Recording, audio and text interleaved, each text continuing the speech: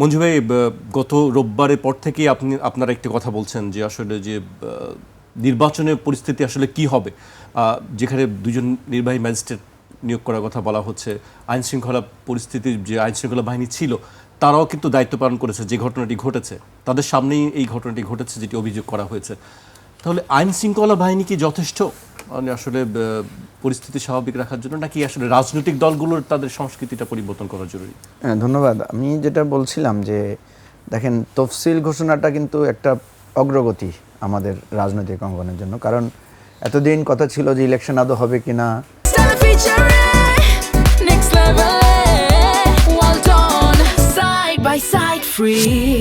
কথা বিএনপি প্রশ্ন তুলেছিল যে এই সরকার ইলেকশন করতে চায় না, তারা লম্বা সময় ধরে থাকতে চায়। তারপরে জুনে না, ডিসেম্বরে না, এপ্রিলে না, এই নানা পথ পরিক্রমায় আমরা কিন্তু এখন একটা ফিক্সড জায়গায় এসে পৌঁছেছি। আমরা একটা নির্ধারিত ডেট পেলাম, আমরা একটা শিডিউল পেলাম। That means election already started. এখন যে কথাটা তুষার ভাই বললেন যে ইলেকশন আসলে উত্তেজনাটা আরও বাড়ে, একটা স্পেশাল সিচুয়েশন তৈরি হয়। কারণ আমরা এখন 5টা নেতা একসাথে কনস্টিটিউয়েন্সিতে মুভ করে, যেটা এতদিন হয় নাই।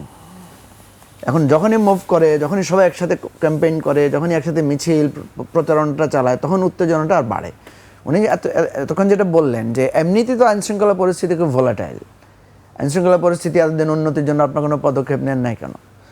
ওনারা বলছেন যে ওনারা পদক্ষেপ নিয়েছেন, এটা আরও খারাপ হওয়ার কথা ছিল, এটা আরও বাজে হওয়ার কথা ছিল। এরকম পরিস্থিতিতে দেশে গৃহযুদ্ধ হয়, দেশে আরও বেশি মানে যেটাকে মব বলা হচ্ছে এটা আরও বেশি হয়। এই ধরনের সম্ভাবনা ওনারা বলছেন যে আমরা অনেক কমিয়ে এনেছি, এবং এটা আপনারা আকাঙ্ক্ষার দিক থেকে হয়তো কম, কিন্তু যেটা হওয়ার ট্রেন্ড বিভিন্ন দেশে যেটা হয়েছে সেটার তুলনায় কম হয়েছে। এটা ওনাদের পরিতৃপ্তি হতে পারে, কিন্তু আমাদের প্রত্যাশার জায়গা থেকে আমরা মনে করেছি যে এটা আমরা আরও একটু বেটার মানে আইনশৃঙ্খলা পরিস্থিতি আমরা আশা করেছিলাম। যেটা উনি ফুয়াদের কথা বলেছেন, শুধু ফুয়াদের ঘটনা না, আপনি অনেকগুলো জায়গায় ঘটনা ঘটেছে। চট্টগ্রামে বিএনপির একজন নেতার প্রচারণার সময় গুলি করে একজন লোক মারা গেছে। কয়েকদিন আগে ঈশ্বরদীতে গোলাগুলি হয়েছে, সেখানে অস্ত্র ব্যবহার করা হয়েছে। বিএনপি জামাত মানে সরাসরি সংঘাতে ওনারা লিপ্ত হয়েছেন। গতকালকে মিরসরাইতে একটা ছেলে মারা গেছে, মানে বাংলাদেশের। এটা খুবই দুঃখজনক, এটা আমরা এটার নিন্দা ও প্রতিবাদ জানাচ্ছি। ঢাকায় আপনার ঘটনা ঘটছে, বিভিন্ন কলেজে মারামারি হয়েছে। ঢাকা শহরে প্রচুর ঘটনা এরকম ঘটেছে। তো আমরা প্রত্যেকটা ঘটনাকে মনে করি যে প্রশাসনের গোয়েন্দা বিভাগের বিরাট একটা ফেলিউর আছে এখানে। আমি মনে করি যে গোয়েন্দা বিভাগ এখানে কোনো কাজই করছে না। কেন কাজ করছে না? গোয়েন্দা বিভাগের কাছে তো তথ্য আছে, তারা যেসব রিপোর্ট দিয়েছে সেই রিপোর্টে কিন্তু আপনি যেগুলো বলছেন সেগুলো কিন্তু আগে থেকে তারা বলছেন। আপনাকে বলি জাকির, আপনি দেখেন এই যে এই যে গোপালগঞ্জে যে ঘটনাটা ঘটলো এনসিপির সমাবেশকে কেন্দ্র করে, সেটা তো 3-4 দিন আগ থেকে খুব উত্তপ্ত পরিস্থিতি ছিল। কর্মসূচি পাল্টা কর্মসূচি ঘোষণাগুলো ছিল। তাহলে এখানে গোয়েন্দা বিভাগ বা আইনশৃঙ্খলা পরিস্থিতি কী ব্যবস্থা নিয়েছিল ওনারা? এরকম একটা পরিস্থিতি হলো, পরে আর্মির ভ্যান সাজোয়া যান পাঠিয়ে সেখান থেকে ছাত্র নেতৃবৃন্দকে উদ্ধার করতে হলো। এরকম পরিস্থিতি হয়েছে কেন? তার মানে হচ্ছে গোয়েন্দা বিভাগের হয়তো রিপোর্টে ঘাটতি ছিল, অথবা রিপোর্ট অনুযায়ী ওনারা কোনো ব্যবস্থা নেন। আমি এই উদাহরণ অনেক দিতে পারবো আপনাকে, লম্বা আলোচনা আমি যেতে চাই না। আমার কথা হচ্ছে ওকে, পাস্ট ইজ পাস্ট। এখন আমার নির্বাচন শুরু হচ্ছে, এখন আপনি এক্সিকিউটিভ ম্যাজিস্ট্রেট পাঠাচ্ছেন, এখন আপনার পুলিশ আছে, সব কিছু সত্য। তো কালকেও যদি একই ঘটনা ঘটে, ফুয়াদকে যেভাবে আপনার ঝাড়ু মিছিল বানিয়ে বানিয়ে গল্প বলে বলে নতুন করে ভাড়াটে লোক এনে মিছিল করানো হচ্ছে, তারপরে কোন কথা থেকে কোন কথা বানিয়ে রাজনৈতিক রূপ দেওয়া হচ্ছে, এগুলো তো নির্বাচন আরও হবে। নির্বাচনে তো উত্তপ্ত। আরেকটি কথা বলেছে যে এলাকায় আসলে আমরা আবার দেখে নিব। একজন আরেকজনকে মানে অবাঞ্ছিত ঘোষণা করছেন, দেখতে আসতে দিবেন না। তো এই বিষয়গুলো কে কাকে আসতে দিচ্ছেন না বলেন ভাই? আওয়ামী লীগ কাউকে আসতে দেয় নাই, তখন তো কেউ এটা বলেন না যে আওয়ামী লীগের প্রতিরোধ করব। আমরা তো সবাই ঐক্যবদ্ধ ছিলাম। তো সুতরাং এই আলোচনাগুলো করলে অনেক করা যাবে। আমার কথা হচ্ছে প্লিজ এটা করেন না, আপনারা যারাই করতেছেন করেন না। কারণ সেই যুগটা আর নাই। আপনি এখন ওই বরিশালের একটা ঘটনা ন্যাশনাল ইস্যু হয়ে যাচ্ছে, কিন্তু সারা দেশে কিন্তু ওই ভিডিও ছড়িয়ে পড়ছে, এবং আপনি কাকে কি শিখাই দিচ্ছেন, ঝাড়ু হাতে কাকে বলে দিচ্ছেন, ওগুলো কিন্তু কেউ গোপনে রেকর্ড করে কিন্তু ছেড়ে দিচ্ছে, ফলে আমরা জেনে ফেলছি। তো সুতরাং এখন এটা কেউ করবেন না প্লিজ। আপনারা যদি মনে করেন যে আগের মতো ভোট ডাকাতি করবেন, ভোট চুরি করবেন, আমি আপনাকে নিশ্চয়তা দিতে পারি। আপনি দেখেন আজকে আবু সাঈদের একটা ছবি আমাদের কাছে, একটা ভিডিও আমাদের কাছে একটা বিপ্লব ঘটিয়ে দিয়েছে।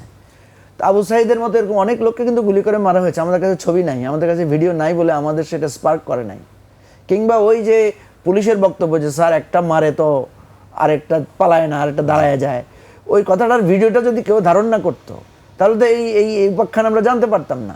সুতরাং এখন কিন্তু সব জায়গায় আপনার ভিডিও আসবে, সব জায়গায় আপনার কথা চলে আসবে। সুতরাং আপনারা সৎ রাজনীতিতে ফিরে আসেন। এটা একটা গ্লোবাল মানে ফেনোমেনন তৈরি হয়েছে, সোশ্যাল মিডিয়া অনেক পাওয়ারফুল। আমরা কেউ কাউকে এলাকায় অবাঞ্ছিত করে রাজনীতি করতে পারবো না, এই রাজনীতি চলবে না। বুঝে নিলে ভালো, আর যদি বুঝে না নেন এটা গ্র্যাজুয়ালি আপনাকে দেখেন। হাসির শেখ হাসিনাকে গ্র্যাজুয়ালি কোথায় নিয়ে গেছে।